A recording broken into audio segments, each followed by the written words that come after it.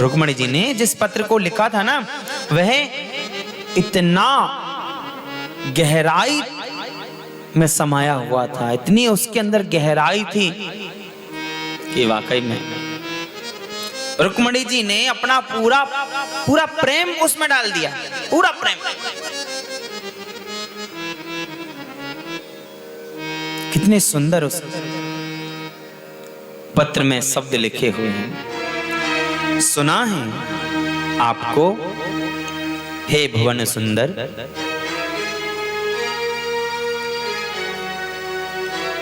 देखा नहीं है, केवल सुना है मैंने आपको कि आप कैसे हो, बस केवल सुना है, देखा नहीं। सुनने मात्र से मैं आप पर इतनी रीझ गई हूं, सुनने मात्र से मैं आप पर इतनी रीझ गई हूं कि मैंने सोच लिया है कि मुझे शादी, मुझे विवाह तो केवल आपके साथ ही करना है। आपके अलावा मैं किसी और के बारे में सोच भी नहीं सकती। आपके अलावा मैं किसी और के बारे में सोच भी नहीं सकती। इसलिए हे प्रभु, हे द्वारिकाधीश, मैं आपसे प्रार्थना करती हूं कि आप मुझे लेने के लिए जरूर आएं। आज से ठीक परसों, आज से ठीक परसों मेरा स्वयंवर होने वाला है और उस स्वयंवर में बहुत सारे राजा आएंगे, लेकिन मुझे किसी से मतलब नहीं, मुझे तो केवल आपके साथ में ही चलना है। और इस बात को ध्यान रखना आप कि मैं शादी करूंगी तो केवल आपके साथ, वरना मैं किसी के साथ शादी नहीं करूंगी, वरना मैं अपना जीवन त्याग दूंगी, पर शादी किसी के साथ नहीं करूंगी। आप इस बात को याद रखना। अगर आप मुझे लेने के लिए, आने के लिए पूरी तरह से तैयार हैं, तो सुनो, आपको मुझे लेने के लिए कहां आना है कि अंतः पुरां तरचरिम मनिहत्य बंधु, अंतःपुरां तरचरिं मनिहत्य बन्धुस्, त्वां उद्वहे कथमिति प्रमदाम्युपायम्। पूर्वेन्द्युरस्ति महती कुलदेवी यात्रा, यस्यां बहिर्नववधूर गिरिजामुपेयात्।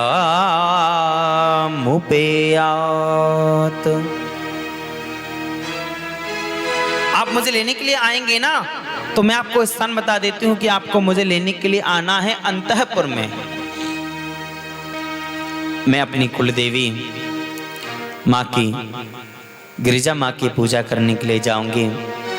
आप वहां आ जाना मुझे लेने के लिए।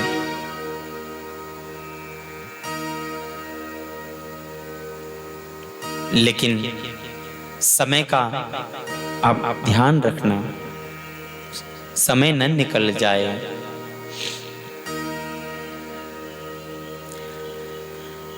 ब्रह्मदेव कहते हैं, ब्राह्मण देवता कहते हैं, अच्छा जी, अब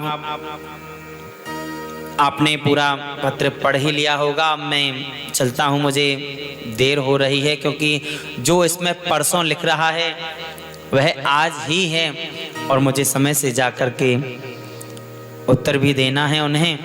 इसलिए आपकी अगर आज्ञा हो तो मैं चलूं। भगवान श्री कृष्ण मुस्कुराते हुए कहते हैं, चलूं क्या? चलते हैं ना, हम भी चलते हैं साथ में। अच्छा, आप चलोगे साथ? चलो, ठीक है। तुरंत सारथी को आज्ञा की, रथ तैयार हो गया।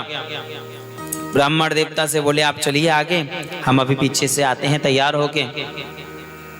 तैयार तो होना पड़ेगा ना। ब्राह्मण देवता निकल गए। पीछे से कृष्ण जी, हमारे कन्हैया जी जैसे ही निकलने को हुए, सामने से आ गए बलराम जी। सामने से आ गए बलदाऊ दादा। लाला कहाँ जा रहे हो?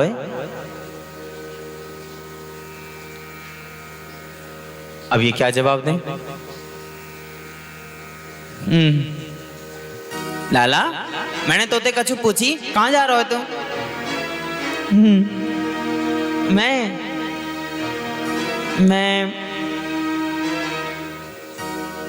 कहाँ जा रहे हो लाला? मैं जो पूछ रहा हूँ बताना, कहाँ जा रहे हो? मैं मई जा रहा हूँ। मई कहाँ? मई? अरे मई कहाँ? कोई जगह को नाम तो वो कहाँ के मई? मई जा रहा हूँ। बलराम जी ने सोचा पता नहीं कहाँ मई जा रहा है लाला। अकेले आंखें बंद की तो देखा कि हाँ यह तो कुंडिन नगर में रुक्मणी के पास जा रहे हैं लाला। ठीक है, देख लिया, ठीक है, जा लाला जा। और सुन, तू आगे आगे चल, पीछे पीछे हम भी आ रहे हैं, चिंता मत करियो। अच्छा मैं जाऊं? हाँ जा जा। अच्छा ठीक है। तुरंत रथ में बैठ गए और कहते हैं कि रथ में बैठने के बाद में रथ हवा की रफ्तार से आसमान के रास्ते दौड़ने लगा और देखते ही देखते कुछ ही पलों में कुंडिन नगर में रुक्मणी जी के स्थान पर पहुंच गया। ब्राह्मण देवता ने कहा आप मुझे रथ से उतार दीजिए, मैं जाकर अपना कार्य करता हूं और आप अपना देखिए। बोले ठीक है। ब्राह्मण देवता सीधे पहुंच गए जहां पर उस समय श्री रुक्मणी जी अपनी मां गिरिजा की पूजा कर रही थी।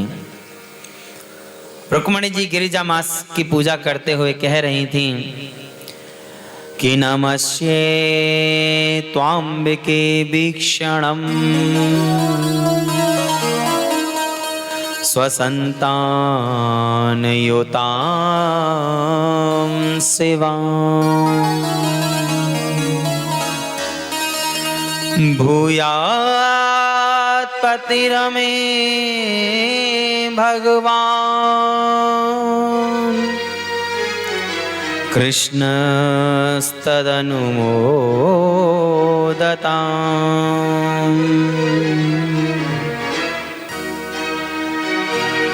हे गिरिजा मां, मैं आपको और आपकी गोदी में बैठे हुए इन गणेश जी को प्रणाम करती हूं। अगर आप मेरी पूजा से खुश हों, प्रसन्न हों, तो भूयात् पतिरमे भगवान कृष्णस्तदनुमोदताम्।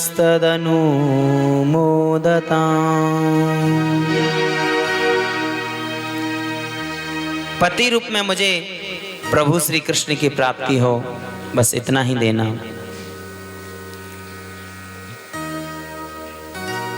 कहते हैं तभी सीधी आंख फड़कने लग गई, संकेत मिलने लग गया कि हाँ कुछ अच्छा होने वाला है। तभी अंदर से ऐसा हुआ कि कोई आवाज लगा रहा है। आहा क्या बात। तभी ऐसा लगा कि कोई आवाज लगा रहा है। मंदिर से बाहर की तरफ देखा तो क्या देखा कि ब्राह्मण देवता हाथ हिला रहे हैं। समझ गई श्री रुक्मणी जी समझ गई कि मेरा काम हो गया, मतलब आ चुके हैं, मुझे लेने के लिए प्रभु आ चुके हैं। अब हमारे कन्हैया जी ने सोचा चलो अब फालतू में क्यों देर करें, फटाफट चलते हैं रुक्मणी जी को लेके। चलो। जैसे ही मंदिर के मेन दरवाजे की तरफ आगे बढ़े तो देखा कि बहुत सारी भीड़ लग रही है, बहुत सारे सैनिक खड़े हुए हैं। कन्हैया जी ने सोचा यहाँ तो ज्यादा भीड़ हो रही है, कोई बात नहीं, चलो आगे से नहीं अपन पीछे से चलते हैं। श्री कृष्ण कन्हैया जी मंदिर के पीछे के मार्ग से मंदिर में अंदर प्रवेश करने को हुए कि वहां भी सैनिक खड़े थे। अरे भाई रुको रुको रुको, कहां जा रहे हो, क्या है?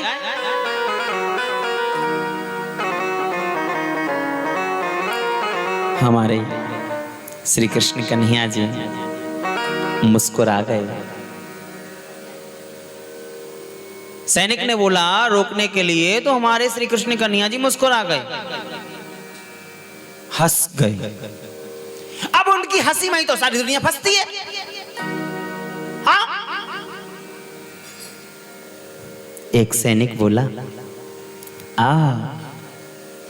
कितना सुंदर हंसता है।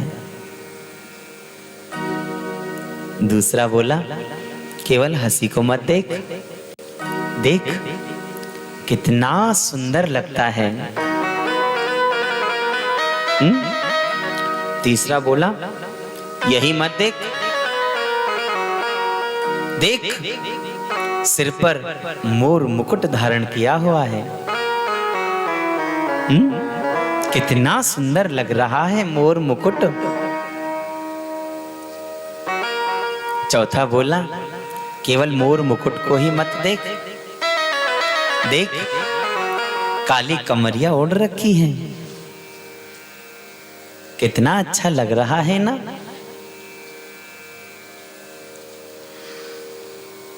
सैनिक आपस में बातें करने में लग गए। इधर कन्हैया जी अंदर गए, रुक्मणी जी ने श्री कृष्ण जी को देखा, अपने हाथ से माला श्री कृष्ण जी के गले में डाल दी। हमारे कन्हैया जी ने माला रुक्मणी जी के गले में डाल दी। श्री कृष्ण कन्हैया जी ने हाथ पकड़ा रुक्मणी जी का, लेके चल दिए। एक सैनिक बोला देख तो सही, कमर में कैसी कोंदनी बंधी हुई है। दूसरा बोला देख केवल उसी को मत देख, देख कमर में देख कितनी सुंदर बांसुरी लग रही है। जब देखने में इतनी सुंदर लगती है तो बजती कितनी सुंदर होगी।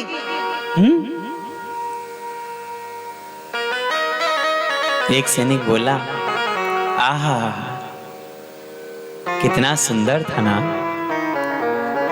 पता नहीं ऋषि कुमार था या राजकुमार था, आया सबका मन मोह लेकर चला गया। एक सैनिक बोला वो तो सही है, लेकिन रुक्मणी जी कहाँ हैं? दूसरा बोला वो कहाँ होंगी, वो तो अंदर पूजा कर रही हैं। अच्छा, अरे रुक्मणी जी अंदर नहीं है? अरे तो कहां गई, किधर गई, कहां गई? अरे भाई रुक्मणी जी कहां है? मुझे क्या पता। अरे भाई रुक्मणी, अरे मुझे क्या पता। अरे भाई रुक्मणी, अरे मुझे क्या पता। जिससे पूछो सब सारे सैनिक मुझे क्या पता, मुझे क्या पता, मुझे क्या पता। उसमें से एक बोला मुझे पता था। क्या पता था तेरे को? बोले वो जो आया था ना, जिसके बारे में हम सब बातें कर रहे थे। बोले हाँ हाँ वो ही तो लेके गया अभी। अरे वो रुक्मणी जी को लेके गया और तूने बताया भी नहीं। तूने बताया क्यों नहीं? वो ना जब रुक्मणी जी को लेके जा रहा था ना, तो मैंने बड़े ध्यान से देखा, दोनों की जोड़ी बहुत अच्छी लग रही थी। तो मैंने सोचा एक बार जाने देता हूं, बाद में बताऊंगा।